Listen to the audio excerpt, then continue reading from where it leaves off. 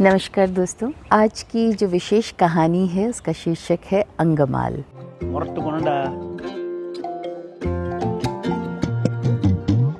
Inger Burgman ने एक बार कहा था कि फिल्म की तरह कोई और कला हमारे अंतर्मन तक नहीं जाती, ये सीधे हमारी भावनाओं में उतर जाती है, बिल्कुल गहरे हमारी आत्माओं के अंधेरे कमरों के कोने कोने तक इसका प्रभाव अंकित हो जाता है।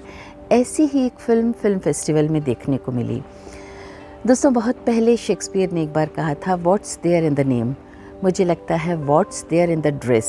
जी हाँ, पिरमल मुरुगन की देहाती कहानी कोड़ी तुनी को लेकर विपिन राधाकृष्णन की स्क्रीन प्ले और डायरेक्शन से बनी अंगमाल पीढ़ियों के अंतराल को लेकर बनी एक संवेदना समन्वित फिल्म है, जिसमें शहर में पढ़कर डॉक्टर बने मॉडर्न बेटे और ग्रामीण अपरिष्कृत पृष्ठभूमि की अनपढ़ मगर जुझारू माँ के बीच विचारों, जीवन शैली, सोच समझ के अंतराल से बनी दूरियों की कहानी है।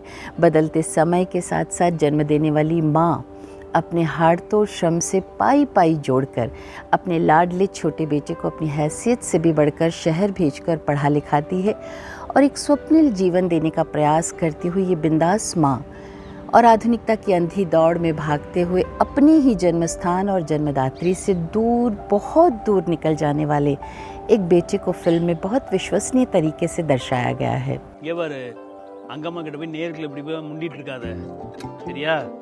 दोस्तों, उच्च शिक्षा प्राप्त करके तथाकथित आधुनिक समाज में एक प्रतिष्ठापित डॉक्टर बनकर बेटा अपनी ही माँ के पहनावे से जैसे शर्मिंदा महसूस करने लगता है।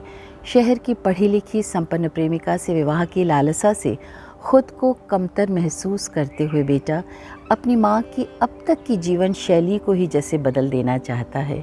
क्यों? क्योंकि उसकी समझ से माँ अपनी अपरिष्कृत देहाती तौर तरीक़ों से तथाकथित सभ्य समाज के सामने प्रस्तुत होने लायक नहीं थी।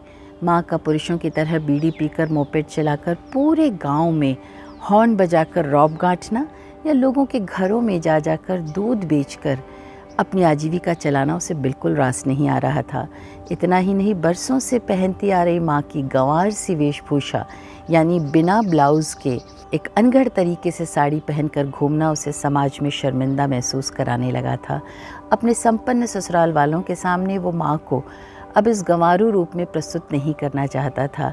ये अलग बात है कि माँ अपने उसी स्वरूप में बिल्कुल हीरो बनी हुई और उस टैटू को दर्शाती हुई घूमती है। बहरहाल, माँ के वो साड़ी पहनाने की जो ज़िद है, उसकी उस ज़िद को उसे लगता है कि उसकी साधारण सी इच्छा पर भी माँ की असहमति जो है वो उसे नागवार गुजरने लगती है।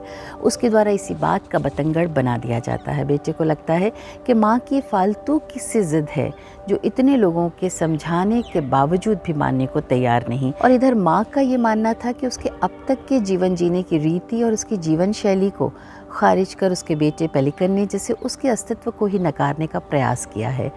अब तक अकेली ही पूरे समाज और गाँव भर का सामना करके आत्मविश्वासी अमंगमाल के भीतर अब एक अंदर ही अंदर एक अजीब सा अपराध बोध जागने लगा था।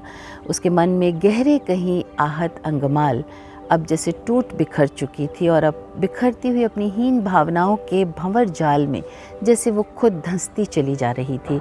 ऐसे में अपने भरे पूरे परिवार के साथ होते हुए भी संसार में खुद को नितांत अकेली महसूस करती हुई अंगमाल के दिल और दिमाग ने जैसे उसे हिलाकर रख दिया था।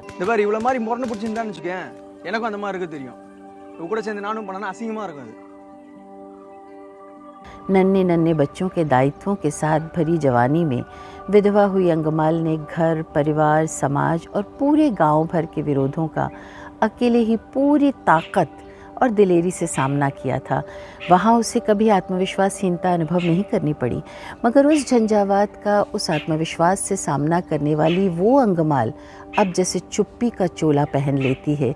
गीता कैलाशम ने अपने स्वाभाविक दमदार अभिनय से इस पात्र को जैसे साक्षात जीवंत रूप में सामने लाकर खड़ा कर दिया है। शेष पात्रों का अभिनय करने वाले अन्य कलाकारों ने भी बहुत सराहनीय काम किया है। बहरहाल, कहानी में आगे जाकर हमेशा की ही तरह माँ ही बेटे के आगे अपनी हार मान लेती है। माँ के समझौते से बेटा पावलम तो खुद को जीता हुआ सिकंदर मानकर जैसे मुतमईन था, मगर अंदर ही अंदर इस समझौते से टूट बिखर चुकी अंगमाल की जिजीविशा ही जैसे अब ख़त्म हो जाती है। उसे लगता है कि अब उसके जीवन का कोई अर्थ शेष नहीं रहा।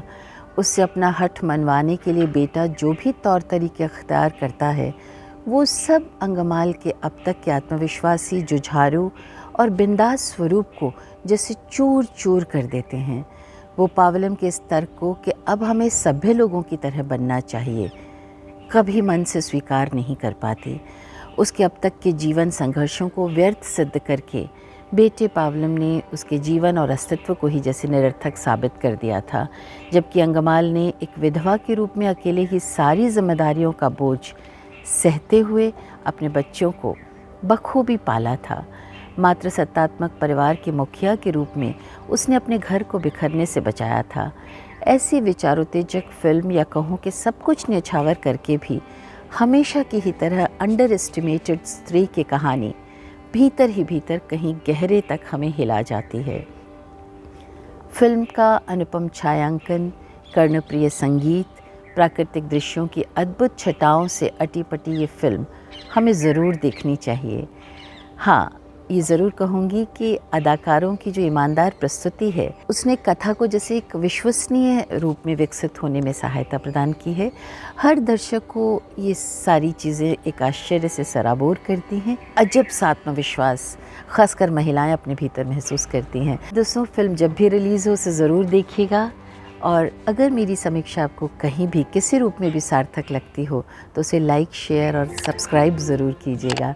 मेरा इस काम को करने का हौसला बुलंद रहेगा। बहुत बहुत धन्यवाद दोस्तों। नमस्कार।